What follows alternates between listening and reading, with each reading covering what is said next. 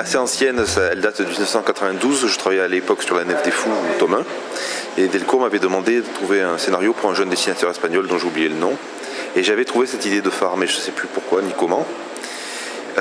Mais les éditions Delcourt m'ont pu recontacter, donc j'ai gardé ça sous le coude pendant quelques années, et puis je l'ai proposé à Guilhem Beck 4 ou 5 ans plus tard, mais je m'étais associé à Jean-Luc Loyer pour écrire le scénario.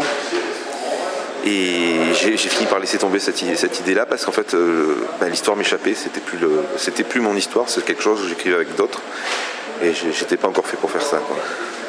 C'est très poétique et c'est pour ça que dans l'album le phare apparaît sur toutes les pages. Même quand j'en ai pas besoin, il y a une image où il y a le phare qui vole, qui flotte. Voilà. Alors c'est devenu une contrainte même parce que quand ils sont à l'intérieur, j'ai pas forcément besoin de montrer l'extérieur. Voilà. D'une base scientifique pour rendre crédibles mes personnages, crédibles, parce que c'est eux qui vont expliquer justement dans le tome 2 pourquoi ils peuvent respirer dans l'espace, pourquoi il y a du son dans l'espace, pourquoi il n'y a pas de radiation, C'est un peu farfelu, c'est le voyage improbable, c'est pas... Voilà, mais il me fallait des scientifiques pour que le lecteur accepte, venant de leur bouche, toutes les explications que j'ai trouvées. Je ne peux pas raconter cette histoire-là si on ne peut pas respirer dans l'espace. Voilà, c'est fini, ils sont morts au bout de 3 pages. Moi, j'avais envie de faire un long récit. C'était même une série. Je voulais faire une série, mais ça sera que 2 volumes. Oui, j'avais encore plein de trucs à raconter. À partir du moment où l'on accepte qu'ils peuvent respirer, qu'il n'y a pas, voilà, c'est bien. Oui, moi, ce que je voulais, c'est amener le lecteur d'un monde de rêve, un autre monde de rêve. Le voyage dans l'espace, ça a baigné mon enfance. Je suis né dans les années 60. Et les gamins, à cette époque-là, rêvaient encore de l'espace, rêvaient des dinosaures. Voilà. Les paléontologues vont continuer à faire des recherches sur le bout de rocher qu'ils ont. Et quand il n'y aura plus de rochers, c'est dans les pierres du phare qu'ils vont continuer à gratter pour voir s'il y a des coquillages.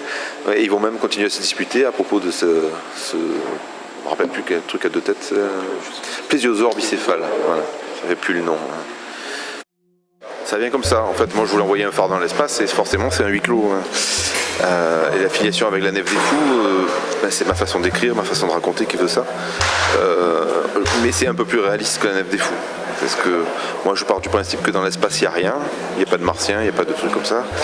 Et que les seules choses que vont rencontrer mes explorateurs, c'est ce que l'être humain a envoyé. Moi, ce que j'adore, c'est écrire des dialogues, faire vivre des personnages.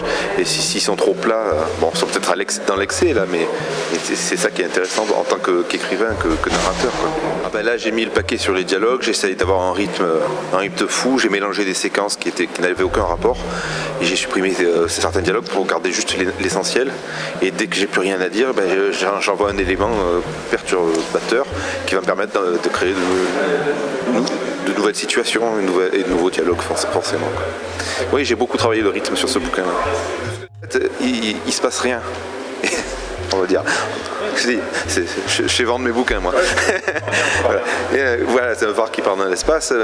Qu'est-ce que tu veux qu'il arrive d'autre qui se disputent pour la bouffe, pour l'eau et l'électricité. Voilà, Non, ça se fait comme ça. Je ne l'ai pas vraiment calculé. Le seul truc que je me dis, c'est qu'il ne faut pas que le lecteur s'ennuie une seconde.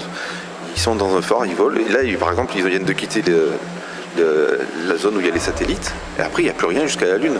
Et c'est à moi de trouver des idées pour que le lecteur ne s'ennuie pas pendant toutes ces pages-là. Il va se passer plein de choses. C'est aussi linéaire parce que j'ai envie que le lecteur soit le 7e passager. Voilà. En fait, j'ai que 6 personnages. Il y en a 2 féminins, c'est pas mal. C'est pas la parité parfaite. C'est les autres qui ont tiré la couverture à eux. Aussi bien le paléontologue que l'escroc et que le propriétaire du phare. Voilà. Mais bon, les autres ont un petit rôle et je vais poursuivre comme ça, quoi. Le danger est quand même omniprésent. Déjà, il y a un rat dans le bateau, quoi.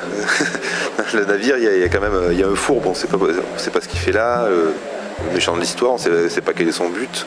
Voilà. Donc il y a ça. Et puis le fait que et ça va venir dès le début du tome 2. C'est que mon socle rocheux va se détruire on le voit petit à petit, ça tombe en poussière, mais il va se détruire petit à petit et jusqu'à détruire le phare.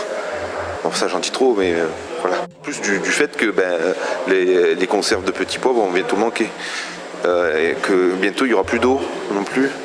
Il dit au début de l'histoire, pour l'instant tout va bien tant qu'on monte, c'est quand ils vont redescendre, ça va être plus difficile.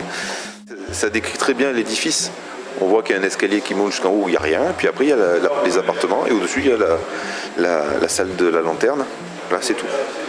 Et parce qu'en fait, là, les personnages, ils sont dans le plan. C'est un truc impossible. Il n'y a qu'en BD qu'on peut faire ça. Dans la mienne, en tout cas. Moi, j'ai une formation de collaborateur d'architecte, et des fois, même si j'avais toujours pas du tout envie de faire ce métier-là, j'ai de temps en temps envie de faire des plans.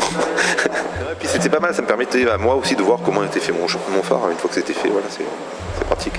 Voir où sont les culs, les réserves d'eau, les réserves de fuel. Même si j'ai complètement oublié de dessiner les tuyaux dans cette case-là, les tuyaux qui vont à l'étage pour les évacuations, les arrivées d'eau, d'électricité, de fioul. En fait, c'est un escroc, c'est son métier. Et un escroc, il travaille plutôt dans l'informatique. C'est pour ça qu'il a des gros yeux globuleux, parce qu'à force de regarder des écrans.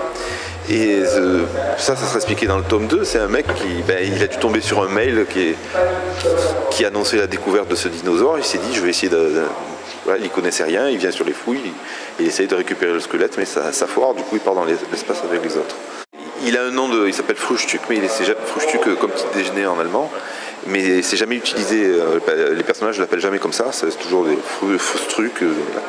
Et donc en fait il n'y a pas de vraie identité. Je sais que son vrai prénom c'est Aimé, et par contre il n'est pas né à Kugluk. Voilà, j'ai pas trouvé son nom de famille, je pense que je le dirai pas. Mais le prénom Aimé, lui va comme un gant.